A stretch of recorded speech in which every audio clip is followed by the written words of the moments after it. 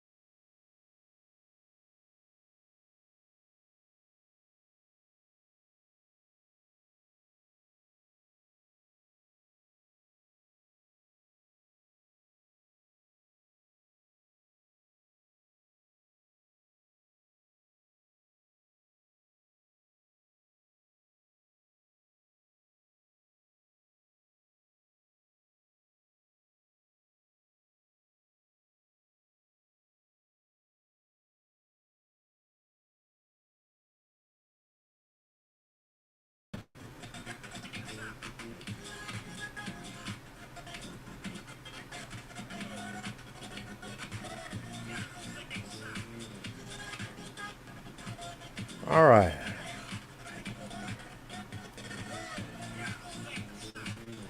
Oh shit! I got proud, black, and intelligent. Thanks for hanging in. I hope you are still there. Are you still there? Had a glitch.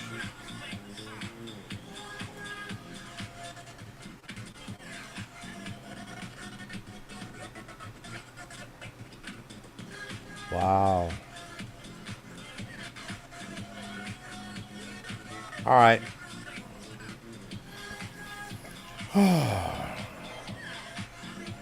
All right. I think I'm back.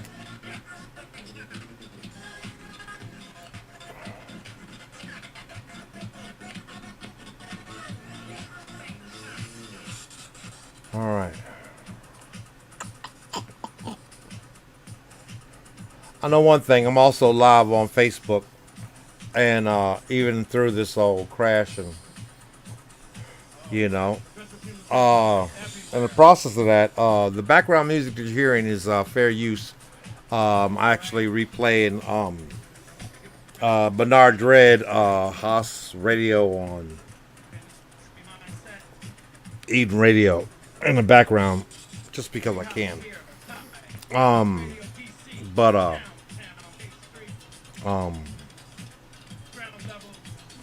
yeah. As if I'm responsible for carrying at this point, but here it is. I'm back. All right, back. All right, so let me start by saying this is WNDC, WNDC, NDC. WNDC, NDC stands for We in the Crib and You Ain't, NDC. And right now I'm just trying to justify the bandwidth by at least, trying to utilize my technology and whatnot to just basically add a bit of therapy and bits and pieces of whatever happens to be bouncing around in my head. And Lord knows, with my inner ADD, ADHD, and HD, it can get pretty messy. Hey, Doug. Yeah, that's a big microphone I have. Hey, you know what they say, the bigger the microphone. But I'm bang. Hey, so what are the odds of finding Sons of Anarchy cigars again, man? That was a good set of cigarillos, and yet, I can't stand this whole cigar market, man. Just as soon as you find something that's halfway good, they're already on the bigger and better, or the this, that, and the other, or we'd be working on it, but we've got these other things out here. Try the new and this, that, and the other. And you're going, I don't want that. It's kind of like back in the old days when old folks used to send you to the store for the cigarettes, and go back there and give me some Camel unfiltered lights. I don't get the regular kind and the other pack. They ain't got my cigarettes. Funny thing, DC is starting to transition into their ban of flavored tobacco or cigarettes or whatever they have defined. I don't know. You never know. But yeah. And so I was at work downtown, and kind of lost a whole entire pack of cigarettes. And so I decided I was going to run over to the store to get some, and none of the stores had menthol Newports. They had Newport Reds and Newport Brown, and I was like, you never see, non-menthol Newports, and yet, I couldn't see paying the $10, $12 they wanted a pack for those, although there's something to be said about weaning yourself off of flavored tobacco and whatnot, just thinking about how some people, all they do is smoke blunts. I just smoke blunts, but I like cherry kind and berry kind and this and the other, wondering how to hit them with that. And then let's fast forward over to the cigar level. Let's go, well, isn't all the tobacco that, are made in different brands flavored to some degree? And yet I digress. Okay. So, I've been hipping, on this whole, this, Mo series. And it was, and it was, it was kind of a, man, this doggone sound is going to get right when it get right. What was I? This Mo series on Netflix, and I have to say that, I've been checking a lot of these,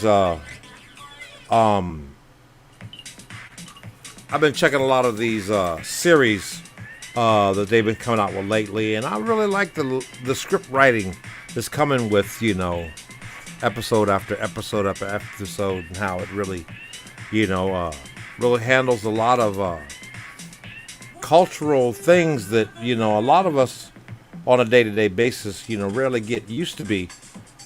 This level of entertainment used to be called soap operas back in the day, and they would handle certain levels of different events and whatnot, and they were like, oh, I can't wait. Stay tuned for next week's this, that, and the other. And, and now there's such a plethora of people that are making these brilliant pieces of cinema that, for someone who can recall the day when you only had one or two channels, or, only a few shows to deal with, or, a level of entertainment where, this is all they, I used to remember the Isley Brothers used to have that song, you can't play with that music, guys ain't not music too loud, because full with the country, I get knocked on a down, be all that bullshit, and they used to beep the shit part, and now, you got, wet ass pussy, whoo, you got people that are, and I guess part of the complaint is that instinct that so many young people always regret hearing so many older people, kind of condemn them with, one of these days, you're going to look back and you're going to see this new world, and you're going to be like, back in my day, you guys got it different, you got this, and it's true, but in the past 30, 40, 50 years, it's been, this ain't like, Little House on the Prairie kind of dynamic where people were so unattached to so many things that they would come back out of their own little, cultural regional dwelling to a whole new world. Man, I went to the big city, and Papa, you will never believe they had trains and planes and automobiles and this, that, and the other. You know what else they had? Credit. Oh, they had, and this is so much more deeper, and to the point where this series on Netflix was so dope just because initially I saw Mo, and you thinking, yeah, Mo, and this, that, and the other, yeah, he's an immigrant, and this, and then you're like, oh, wait a minute, he's Palestinian. That in itself was deep. Then the mere fact that he lived in a community that was, so culturally kind of diverse that, his typical community watering hole, was filled with people of different diverse and in some cases conflicting kind of cultures that existed as, Americans while, still keeping their competitive nature involved, and that was kind of deep, too. Because, for many people in America, we only see these things in black and white, and we never really necessarily understand, how there's so many other complexities of drama or whatnot that exist because we only see these things as, well, it is what it is. And it's not. We call ourselves people of color, and all these people that I'm speaking of would all fit into the same realm of people of color, yet, it was brilliantly written that Mo was Mohammad, but, and all the things that he was facing living in a society where, his biggest worry was to be deported or ask for papers or this, that, the other, and yet, still having to, live in this kind of existence where a lot of people would look at them and say, man, you got it easy. And they go, man, if you knew I ain't got my papers, then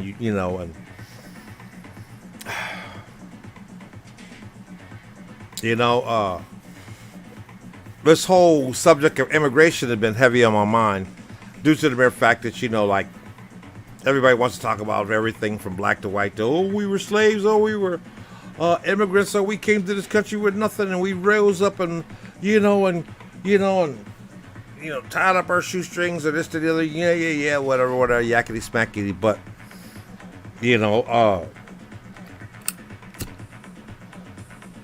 so many of us are starting to learn the complexities of what we just thought was just sheerly black and white, in a very awkward state, like, you've known this guy all along and you didn't know that their parents or somebody came from a different culture or this and the other, why don't you get along with so-and-so or this and the other, oh, this and the, and I think one of the funny parts was when his nephew was out playing Little League ball, and but his name was Osama, and there's this little kid that was up to bat, and he was like feeling, like, hey, you're a tired, beat a lion, this and the other, and he throws the ball, and he hits him. And instantly, but especially due to the mere fact that his name was Osama, they assume that the act of him, accidentally hitting him with the pitch was, a borderline hate crime of sorts. And they'd even gone as far as, considering, banning him from the league and all this other stuff and I'm like, nowadays, for many of the people who have been raised in this box of just black and white and privilege and whatnot, they're having the worst time dealing with this with a lot of other things that we now have to deal with, like this series Mo, and how, he had this Mexican girlfriend who, he was dating, that his mom was like, why don't you marry a nice, Muslim girl, and then saying, well, at least it could have been worse. She could have been marrying a Jew, with all the things going on with Palestine and the Jews. And you sitting back there just going, and yet they all are existing in that lower income kind of communal kind of existence that many of us on a day-to-day basis tend to not even consider as we drive past the hoods and whatnot. Just, thanking our lucky stars that we're not, trying to deal with it that way or this way, and we're bumping into more and more of these situations where we want to vent as, in that box of just the black and white, this and man, and this and the other, only to find that the people that we may even be venting to might be sitting back there going, hey, you must be easy, so-and-so, well, I'm Palestinian, I'm Greek, I'm Turkey, I'm this and the other. You're going, look, man, you light-skinned, you this and the other, you can pass for white, you should blah, blah, blah, this and not really realize, it's, there are things that a lot of us, don't really necessarily think about, like, all of a sudden ICE comes from immigration, show me your papers, and you just worried about being able to at least explain to someone who stops you, sir, I am not just an idiot, I'm a self-respecting American, blah, blah, blah, blah, this and the other, and yet this is all over the place now because, for many of us, everything that we do is a culture clash. Every place that we go is a culture clash. Everything that we exist around is more of a culture clash than it is the basic black and white that we want to just stick to. And that's a whole different thing. We sit back and we try to express to ourselves or to others how it feels to go through post-traumatic slave syndrome, and they sit back there going, man, I've got that times 10, and you're going, but how? You can't have come and, we live in America where, on any given day, we don't expect for someone else around us to actually express how their family and their generations have sacrificed so much more just to be in the same level where they're sitting back complaining about the shit that they're in because, God dang it, look at this. Don't nobody care about us. And they're going, man, in my country, this is living like royalty. And yet, I can relate to a lot of those things even more differently just due to the mere fact that I've never been a normal anything.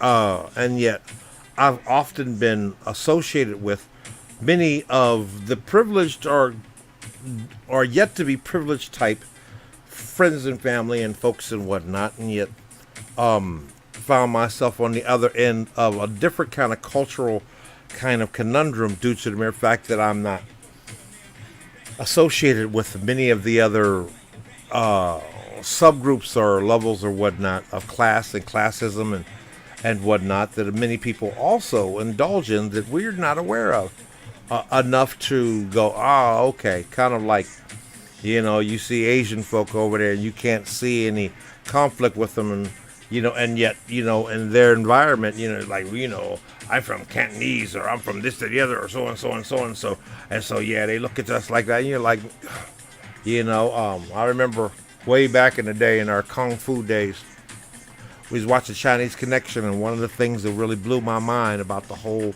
movie that most people had lost was the racism or the connection that they were dealing with, that they were dealing with during the era that we were just dealing with, the blacks and whites in our own community, and how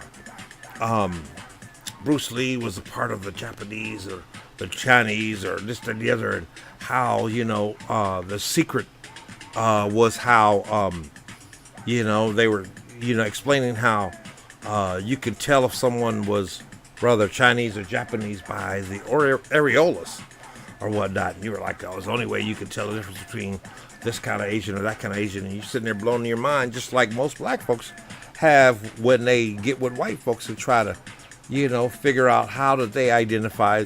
There's different subgroups, you know. Try asking a white person what's the difference between a redneck, a hillbilly, blue blood, a white trash, you know, et cetera, et cetera. And on any given occasion, you could find some very interesting input into that.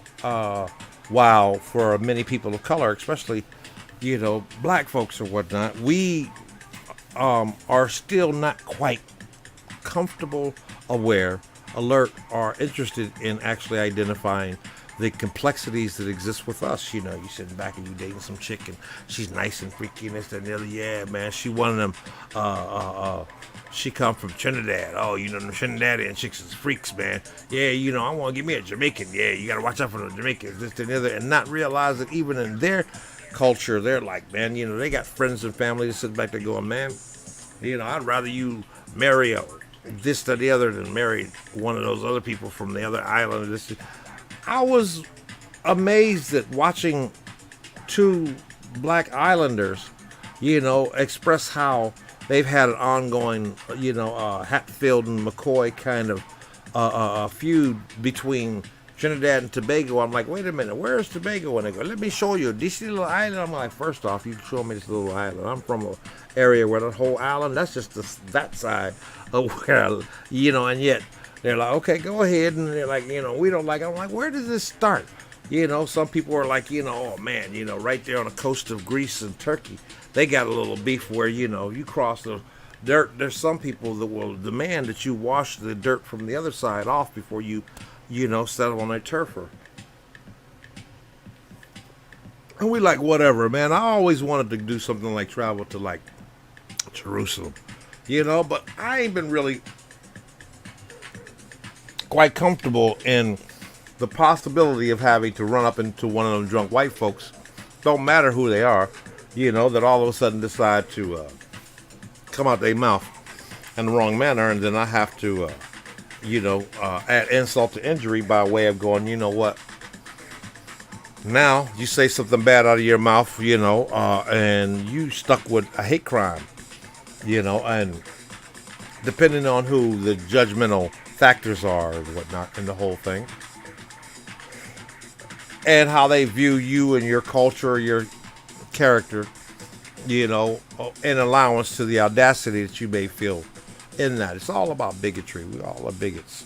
That's a human instinct to be that way. We often confuse racism with bigotry, and in a lot of cases, that's all it really is. We just want to make it, but you step over that fine line nowadays, man, you could end up with some cancel culture that you was definitely not expecting, nor your descendants. Oftentimes you want to get out and express yourself or whatnot, and there's a small amount of fear as to how your views and whatnot can also affect your other descendants and whatnot, who may just want to belong, only to be stuck with, oh, you're related to Rush Limbaugh, or you're related to the Trumps, or you're related to Elijah Muhammad, sir, and and yet it's deeper than that. As someone that lives now in this DMV, I can, on a day-to-day basis, see the intricacies that created so many very upper metaphysical, historic figures in our history as people of color. From the Malcolm X's to the Marcus Garveys to the Carter G. Woodsons to the what's my man's name? French dude. To Mary Bethune-Cookman's, to all these different. But what really stands out is that for some reason, some way, somehow, this NDC part is so unique, because for so long, only here has there been this somewhat allowance to at least still accept these people by the content of their character, not the color or the class, and not considering any of the other things that normally would be utilized in that process. I've had to explain this to some of the friends and folks that I've known, who've been privileged to be associated with certain other cultural states of class and classism, and a friend of mine, he's a Mason, and Black Mason, and he's like, man, I don't know what it is, man, but since I've been dealing with you, man, the people that I belong to, kind of like in their feelings, like, who's this dude and why you mess with him, and blah, blah, blah, and I can't really understand why, because you's a cool dude. For me, we cool, blah, blah, blah. I look at you like my big brother. What's wrong? And this, that, that. I'm going, bro, it's not your fault, but let me explain something to you. And this is no more different than, say, West Side Story, and many other things of that nature, where rich man, poor man, all these other little things, Cain and Abel. It's just that, and sit back there and it was like, dude, do you know what white Masons call me? And he's like, what? And he's like, sir, what do Black Masons call me? He's like, what? And he's like, nigga. And I'm like, and he's like, man, come on, man. It's not like and I'm like, okay, but what would be your assumption from the instinctual part of that? Kind of like even in the series Mo was sitting back there trying to help the farmer dude out, and he's sitting back there going, man, that's really ingenious, man. It's like you rigging a bomb. And he's like, really, man? Come on, man. If I was a Spanish dude, would you come up with that kind of joke like that? And he'd be like, no. I mean, come on, man. I wouldn't see a Mexican like, being a dude that could rig a bomb. But, and he's like, God damn, man, really? Damn. And then realize, but they being honest about this, because, 9/11 really fucked up a lot of people's heads on a lot of other things that they still aren't quite comfortable with admitting, just how bad we showed our asses, just give somebody, any form of stereotype to, to focus their hate on, and they down for it, man, and this, that, and yet, we still got people out there, man, see them Kardashians, man, them white folk, this and that, but they're Armenian, white, this, that, oh man, there's a fight going on between Russia and the other ones, and neither one of those people like to be called white. and yet many of us see them like, man, that's white folk problems. And yet there's so many people from around the planet on a day-to-day basis that see little snippets of many of us as we evolve here in this new order that we're forming, and admiring, and even wishing that they could, man, look at it, man. There's little, there's black folks that that get really angry with how other Africans and whatnot always call them lazy. Look at you, you're wasting this, and the other. You know what that, man, I really honestly, I blood, sweat, and tears to be here to really try to make this, and look at you, you just sit back there bitching and moaning at something that nobody should have to give you. If I had your hand, I would have thrown my hand in a long time ago, but I don't, and you can't understand, and that's why I can't stand you and this and the other, and yet they can't quite understand the cultural stigma and even genetic barriers that still exist in a lot of the things that we go through on a day-to-day basis as individuals with our own private little, PTSDs. And I think that's where a lot of that's at for me. I've been trying to work on my military disability claim and whatnot now that I've been qualified to file for this PTSD thing. And it's all about exactly where I'm at with this and why, for me, it makes it even more of a conundrum, just due to the mere fact that,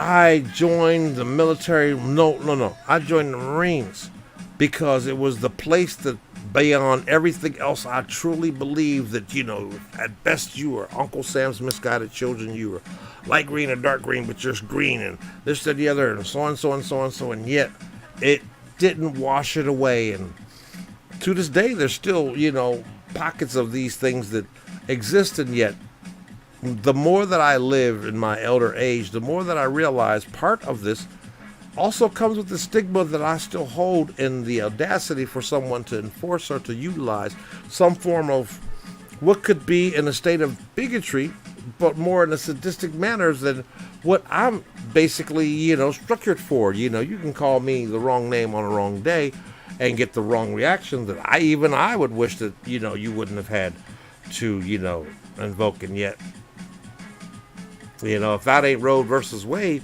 then,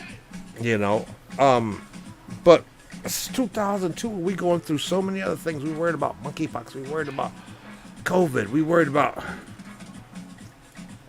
getting money, losing money, not getting dubbed. We, all these other things. And yet, what's really gotten me is this whole sense of trying to get, acquainted with each other, and how little time that we have now that we've built so much of a comfort in our existence in our own bubble. We have now become more privileged to isolate ourselves from a lot of the people in the world shit that really honestly we would rather avoid. Although at some point or some time, there is a small inkling of the fact that, if we were more active in a lot of the environments and whatnot that these things exist in, many of that wouldn't exist. And yet that's just way too much for anybody, and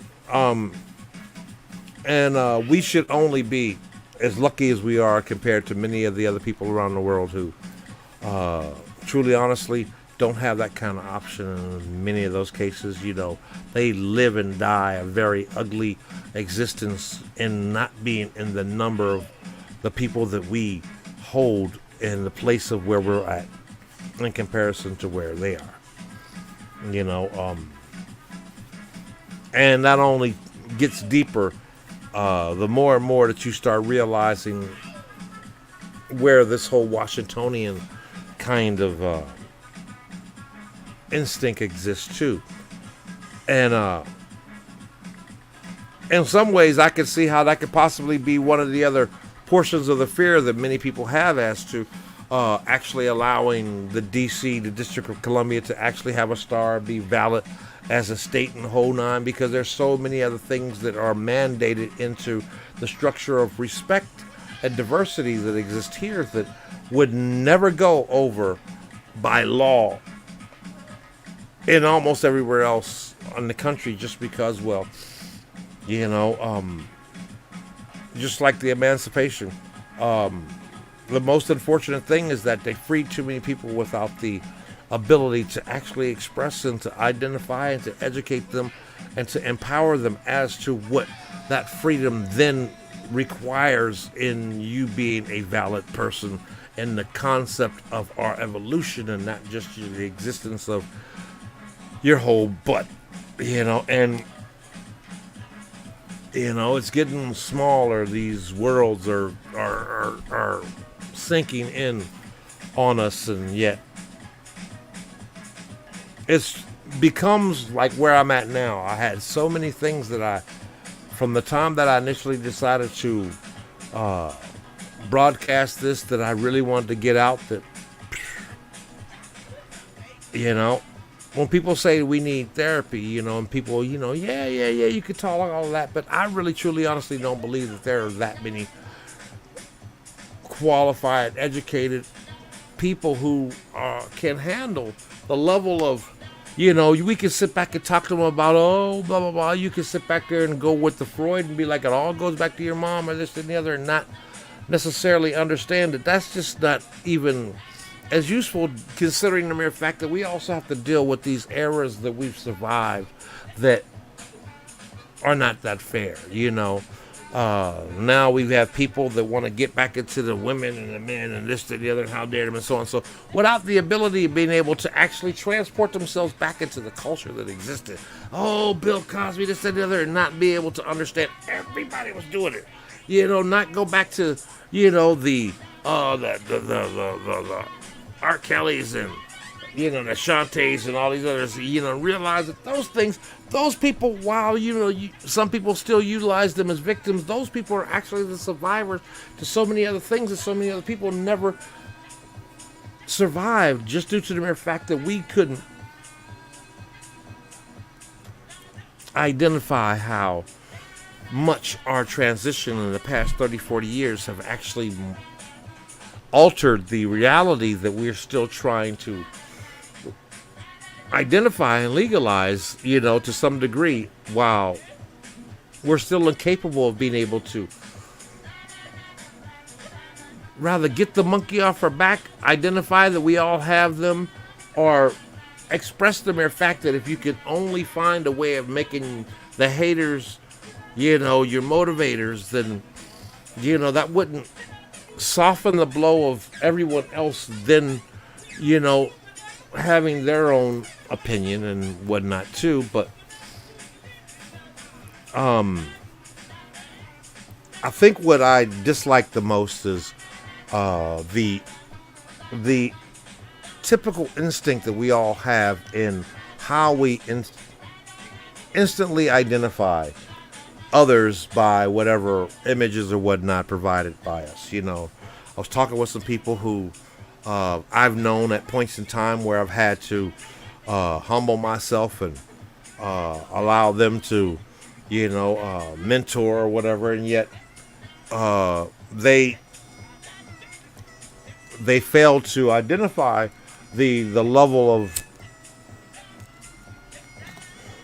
of uniqueness, of prestige that may have existed with that, and yet, it's kind of like you go to school and the teacher who, finally, teaches you how to read and write or whatnot, always sees you as that person who didn't know shit until I taught you this, and yet never necessarily have this instinct of being capable of accepting and identifying you as the brilliant person that you've grown to become, that you had no idea was that. I mean, some of the people who talk down on the Obamas and all these other people who are now these icons, and yet we all have those moments of times where we can recall many of the people who identified us on instinct, how you ain't going to be this, you ain't going to be worth this, that, and the other, so on, so on, so on, so on. And sometimes we would aspire to some degree to prove them wrong, but in most cases, we try to struggle with the mere fact that even if wherever you're at right now would be just enough, it still wouldn't be worth going back and saying, see, look, I might not turn out this and the other, but I am somebody. And,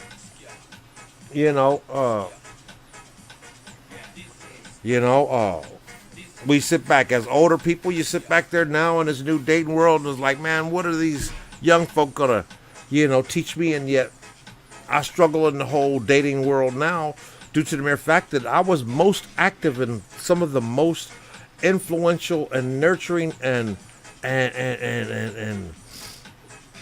passionate relationships and whatnot with older people. And so I can see how, possible that could be, but how rare it could be in just the mere fact that I've been a rare person all this time. And now I'm even worse because my own interest was in the older people who could identify, the instinct in me that rarely existed even in their own age groups and whatnot. And now,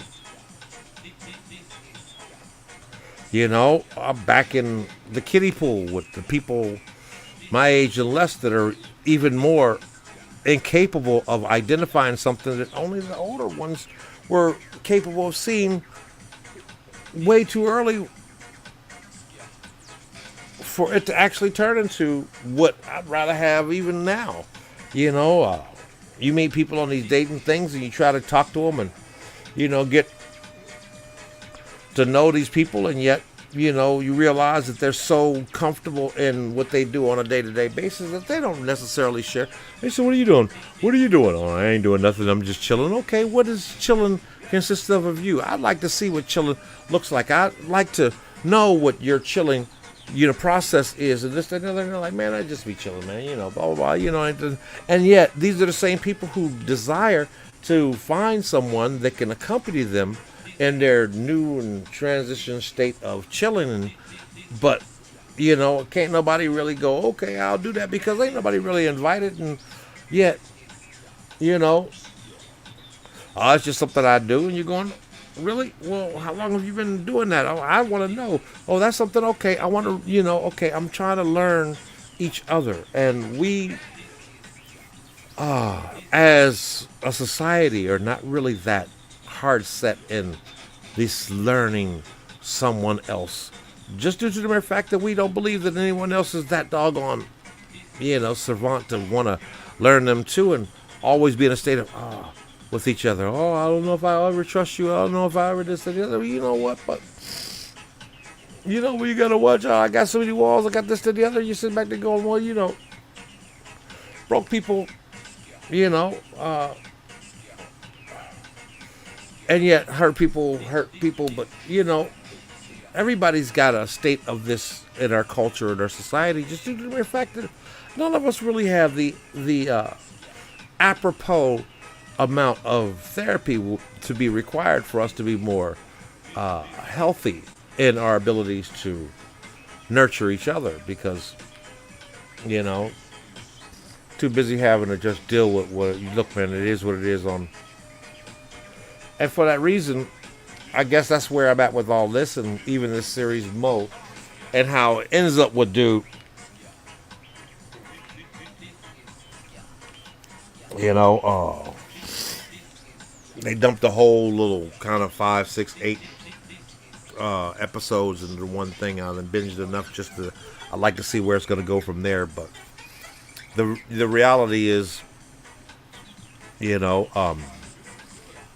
all these series are just like all of our lives that we're living. And for many of us, we're living while we're watching a lot of the other traumatic things that are happening to so many other people who seem to be dropping like flies, or this, that, and the other. And by the grace of God, we're not doing the greatest, but we're not doing the worst. And that's the most awkward thing, because it gives off this feeling of, Lord, if less people don't become unblessed. And it sure be nice if I knew what level of blessing I can cash in on more than where I am, because I'm so bashful and just believing, oh, at least I got this, that, and the other, and that sucks.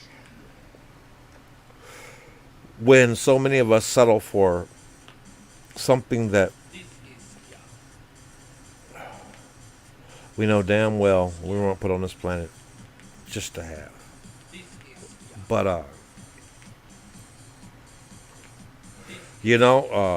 we have all of these posts that always comes out that we always share, and and like and subscribe or whatnot. Well, look, if anything, if you ever think about anything bad or just, just look. I just want you to let you know that, if you're a friend of mine, then at any time, any way, anytime, give me a call. Or if you ever need anything, just don't, be embarrassed to ask. And yet, these things never exist or at, these perfect times or whatnot, and, the worst thing for somebody to say is, look, if you ever need anything, let me know.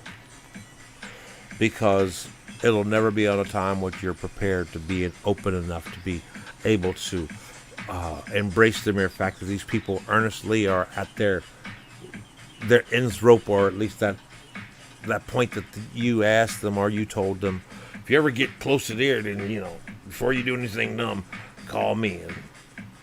And yet, many of us are building this tough skin to be able to handle these day-to-days, while we see so many others that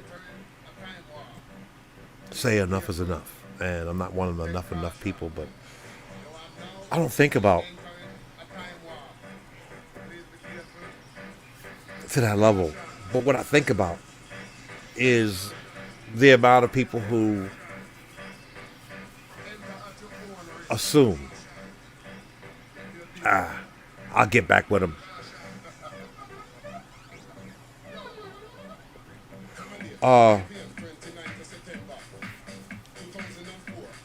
I was so spoiled in my peopling at a young state that sometimes I find myself in my older state now, just struggling with the difficulty it is to just, relate enough for people to communicate, to amen, to, feel, not just hear, but feel, or even want to. And how much at times that I find myself even trying to not kind of adapt the same kind of mentality of growing more complacent with my own, look, man, I got my own things to deal with, I ain't gonna put them on nobody else, but blah, blah, blah, this, that, the other, really honestly, that's what it's all about, if we were capable of being able to pass the, things around, then we might be able to, get some form of realization that, hey, we really do get by with a little help from our friends. And yet, the investment of these things require a little more air and opportunity than most of us believe we should allow, or to, because the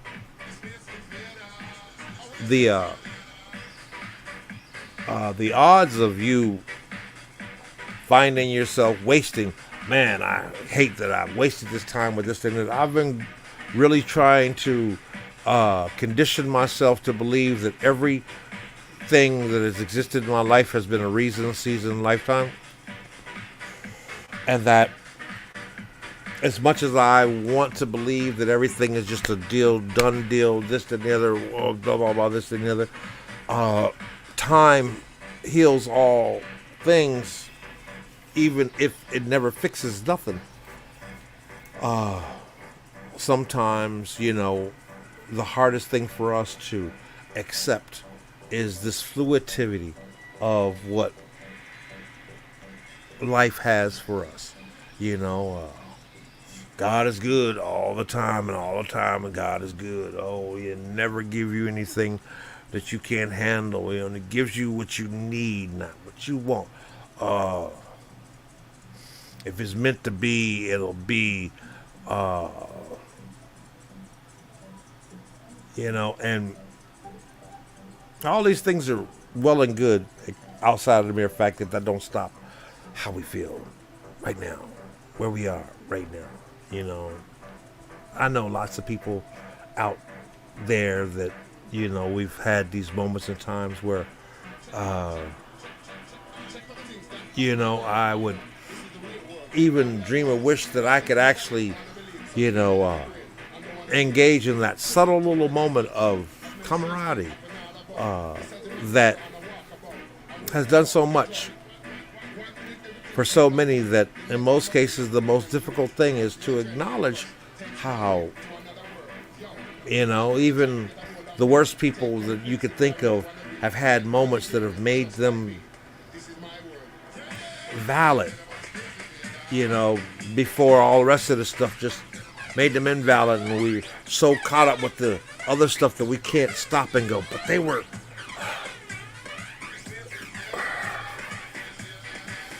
You know, I think one of the hardest things to do on a day-to-day basis is complain.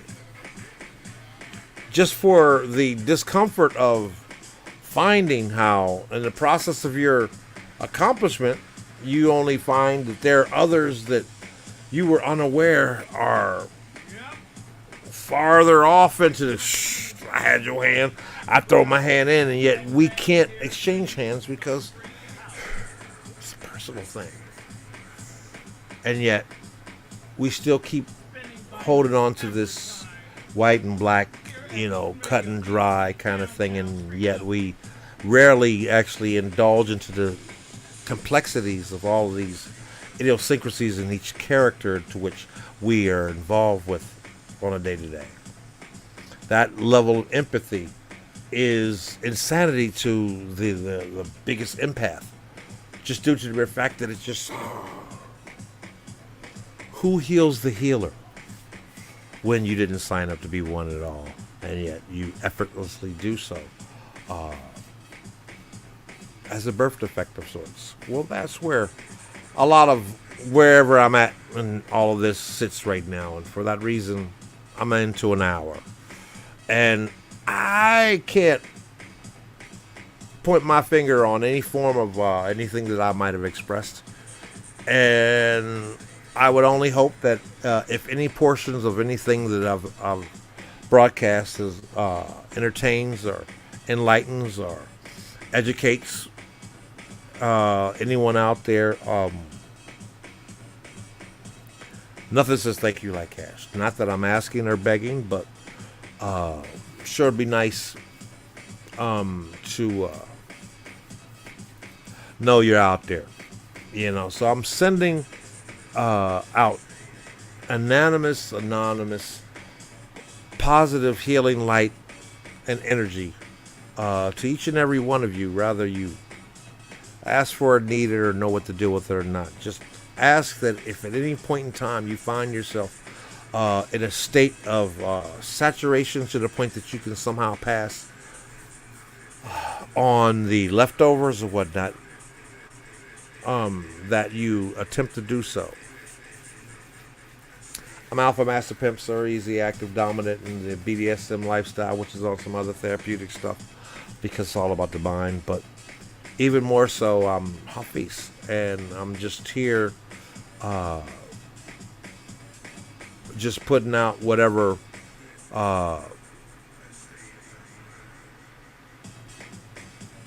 you good?